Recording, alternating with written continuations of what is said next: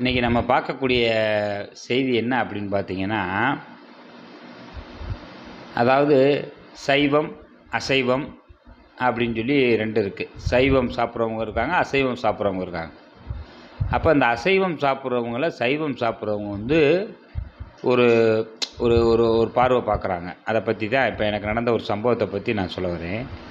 நாம் வந்து ஒரு கட்டிட தொழில் சார்ந்து வேலை பார்க்குறோம். Tiles work. அப்படி ஒரு வீட்டில் வந்து இந்த மாதிரி பேட்ச் ஒர்க் இருந்துச்சு, சில்லற வேலை. அவங்க எங்கே வேலைன்னா ஒரு பெரிய வீடு.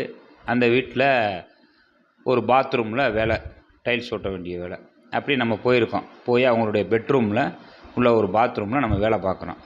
அந்த டைல்ஸை புது டைல்ஸு மாற்றி ஒட்டிக்கிட்டு இருக்கோம். பழைய வீட்டில் குடியிருக்கிற வீட்டில் கோப்பையெல்லாம் மாற்றிட்டு ஒட்டுறோம். அப்படி ஒட்டும் பொழுது அந்த வீட்டினுடைய உரிமையாளர் ஒரு பெண், ஒரு 50 வயதுக்க மதிக்க பெண் என்ன சொல்கிறாங்க, நீங்கள் வந்து மதிய நேரம் சாப்பிடலாம்னு வேலை பார்த்துக்கிட்டு இருக்கும்போது சொல்கிறாங்க, நீங்கள் சாப்பாடு கொண்டு வந்திருக்கீங்க, சாப்பிடணும்னா எங்கள் வீட்டினுடைய பால்கனி இருக்குது, அங்கே உட்காந்து சாப்பிடுங்க. நாங்கள் வந்து பெட்ரூமில் வேலை பார்த்துக்கிட்டு இருக்கோம், நீங்கள் வந்து அங்கே சாப்பிடாதீங்க அப்படின்னு சொல்கிறாங்க. அப்போ எனக்கு அது வரைக்கும் புரியலை, என்னடா அவங்க இப்படி திடீர்னு வந்து சொல்கிறாங்களே, நீங்கள் அங்கே சாப்பிடுங்க அப்படின்னு. நம்ம எல்லோரும் வீட்டுக்கு வேலைக்கு போவோம், நம்ம உட்காந்து சாப்பிடுவோம் வேலை பார்க்குற இடத்துல பக்கத்தில். இவங்க வந்து என்ன சொல்கிறாங்க, நடபாதை மாதிரி இருக்குது அந்த பால்கனி, ஒரு சிறிய இடம் தான், அதில் உட்காந்து சாப்பிடுங்கன்றாங்க வீட்டுக்கு வெளியே. அப்போ நம்ம என்னன்னா, அவங்க வந்து நாங்கள் வந்து சைவம் அப்படின்னு சொல்கிறாங்க, நாங்கள் ரொம்ப சுத்தமாக இருப்போம் அப்படின்னு சொல்கிறாங்க. அவங்க ஒரு குறிப்பிட்ட சமூகத்தை சார்ந்தவர். அப்போ நம்ம பார்க்குறோம், ஓஹோ இவங்க வந்து சைவம் சாப்பிட்றனால சுத்தமாக இருப்போம், நீங்கள்லாம் வெளியே உட்காந்து சாப்பிடுங்க. இன்றைக்கு இருக்கிற இந்த 21ஆம் நூற்றாண்டில் இன்னமும் அதை கடைப்பிடிக்கிறாங்க பாருங்கள். அதை நம்ம கேட்டவுடனே நம்மளுக்கு வந்து ஒரு ஷாக்காக இருந்துச்சு. அப்போ இதே குறிப்பிட்ட அந்த ஒரு சமூகத்தை சார்ந்தவங்க வீடு, நிறைய வீடுக்கு நாங்கள் வேலைக்கு போயிருக்கோம். அப்போ போகிறப்போ ஒவ்வொரு வீடுகளில் வந்து என்ன செய்வாங்கன்னா, எனக்கு தெரிந்த ஒருத்தர் வீட்டிலலாம் போய் வேலை பார்க்குறப்ப அவர் வீட்டினுடைய ஹாலிலே உட்காந்து சாப்பிட சொல்லுவார். வேலைக்கு வர்றவங்கள உட்காருங்க, சாப்பிடுங்க, எல்லாம் தண்ணி கிண்ணி எல்லாம் கொடுத்து நல்லா சாப்பிட சொல்லி உபசரிப்பார். அப்போ ஒரே சமூகத்தில் 2 வகையான மனிதர்களை நாம் பார்க்கிறோம்.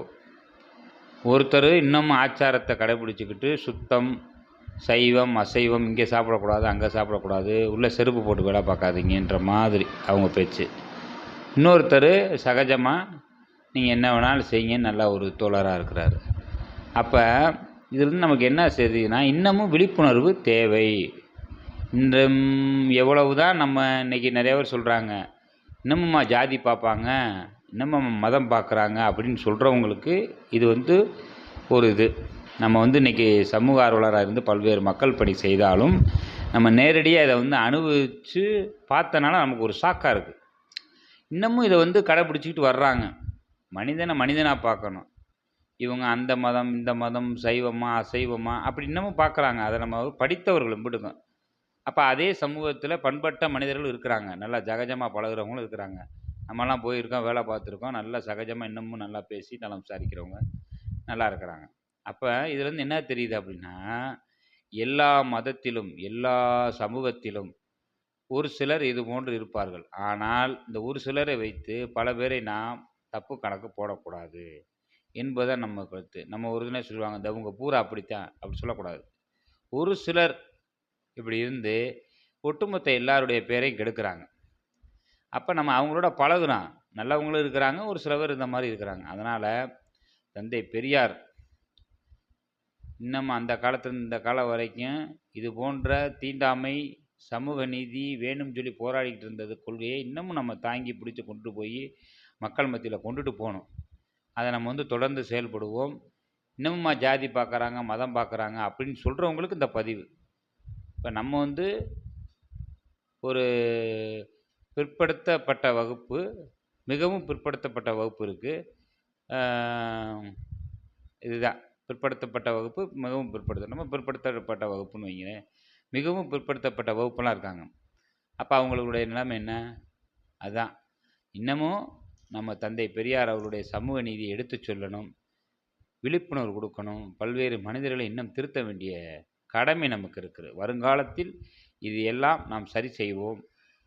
வரக்கூடிய இளைஞர்கள், இதை பார்த்து கொண்டிருப்பவர்கள் ஒரு மாற்றத்தை ஏற்படுத்த வேண்டும். நாம் யாரிடமும் எந்த நேரத்திலும் ஜாதி, மதம் பார்க்கக்கூடாது. அதே நேரத்தில் சைவமா, அசைவமா கேட்கக்கூடாது. மனிதநேயம் மட்டும் தான் பார்க்கணும். நன்றி, வணக்கம்.